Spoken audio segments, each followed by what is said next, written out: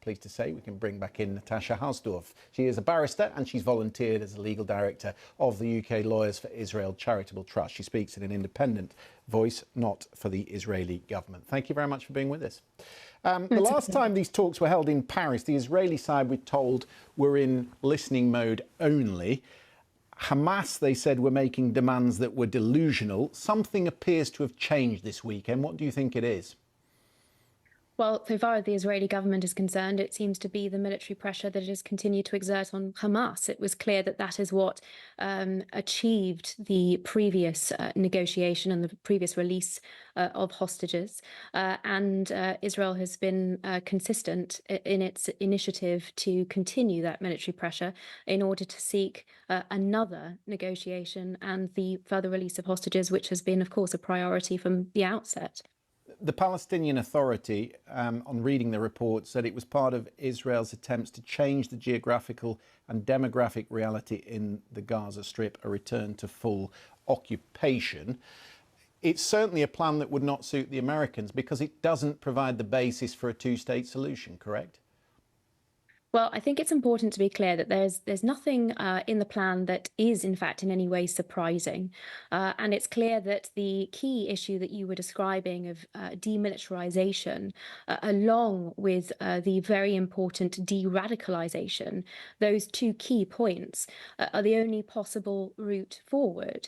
I mean, we saw the effect of Israel's withdrawal in 2005. We saw the violent takeover by Hamas in 2007 and the transformation of Gaza into a terror base where the reports are that in very many areas, every second house is used as part of the terror infrastructure, not to mention hospitals, schools and mosques that are used as terror bases, rocket launch sites, or to hide tunnel openings. And so we've seen the impact of that, and also of 30 years of indoctrination in UN-run schools from kindergarten on, teaching children to butcher Jews. So the plan that's been put forward, especially as one considers everything that's been discussed over the last few months, is the only workable plan. It's the only real hope for stability and peaceful existence. In that respect, it ties in with what America hopes to achieve also. And yet, I mean, he was clearly put out there to mollify people on the right of his coalition, on the hard right of his coalition. It's not going to suit some of them because there are senior figures within his coalition who want settlements building in Gaza, so it wouldn't suit them either. Well, I'm a little confused as to why you suggest that's the reason that it's been put out. This plan... No, I'm not suggesting that. I'm just saying that it wouldn't be to the suiting of people within his cabinet. If it's designed to keep everybody together within the coalition, it might not even serve that purpose. When one looks at Israeli society in general and how united it has been behind the war aims and behind the government's declared objectives that it will seek total victory and the eradication of Hamas, this plan is simply a continuation of that. And by all accounts, since it's been announced, it enjoys the vast majority, widespread support, and certainly the vast majority of support in Israel's parliament also. Because I think it's recognised that the only way to prevent a Hamas takeover, or for that matter, a takeover by any terror group or Iranian proxy, is for Israel to oversee the demilitarisation of Gaza. And it's the only power that can ensure that Gaza remains demilitarised after Hamas is removed. And that is, of course, in the interests not only of the Israelis, but critically of the ordinary Palestinians also. Since we're talking about settlements, there's been a major decision tonight by the Biden administration. They've returned to their policy of deeming settlement building in the occupied territories as illegal. You'll know that policy was reversed by Donald Trump. They've gone back to that policy because the committee that oversees settlement activity has just given the green light to 2,000 more settlements in the West Bank today. It is illegal. You're a lawyer. It is illegal, isn't it, under international law? Well, this is politics, unfortunately, as opposed to a declaration of the legal position. The usual analysis, unfortunately, vis-a-vis discussions on settlements is politically entrenched. And the political under the UN resolutions, correct? Well, again, these are political instruments. If we're talking about General Assembly resolutions, it's very important for your audience to understand that those are have no legal standing. They are political resolutions.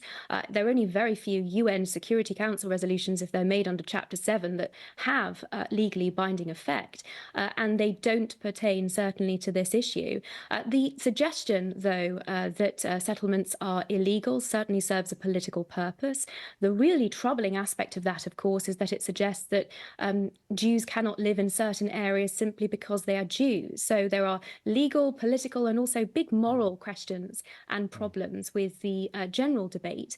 And unfortunately, the real lack of information and the lack of informed debate, especially as far as the legal issues are concerned, there are many legal scholars that make the case that the analysis. In terms of people, in terms of people being allowed to live where they want to live, just a final question on what the arrangements will be during Ramadan. Do you think, I mean, clearly you're not speaking for the government, but do you think that there should be more access for worshippers during the holy month of Ramadan at the Al-Aqsa Mosque?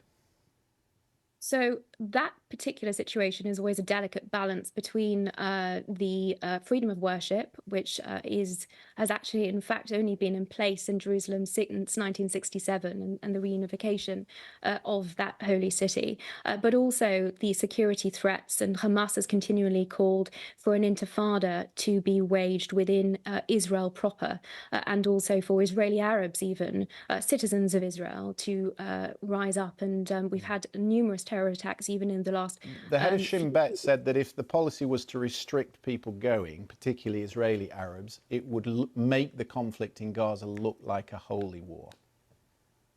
Well, there are a number of people who have been commenting, perhaps in unhelpful fashions, because these prophecies frequently become self-fulfilling. But it's clear that there has always been an uptick, unfortunately, in the month of Ramadan, and that has been an uptick towards violence. Even the Yom Kippur War, which of course there was great discussion of in the context of the October 7th attack, because it was again catching Israel by surprise. The Yom Kippur War was also launched against Israel by surrounding Arab states in that holy month of Ramadan. So there is unfortunately, inevitably, an uptick, and both Israel but also other players in the region, I think, are alive to that and are extremely keen to ensure that the proper security measures are taken to ensure that Hamas and other Iranian terror proxies in the region don't get their way and don't incite further violence and further bloodshed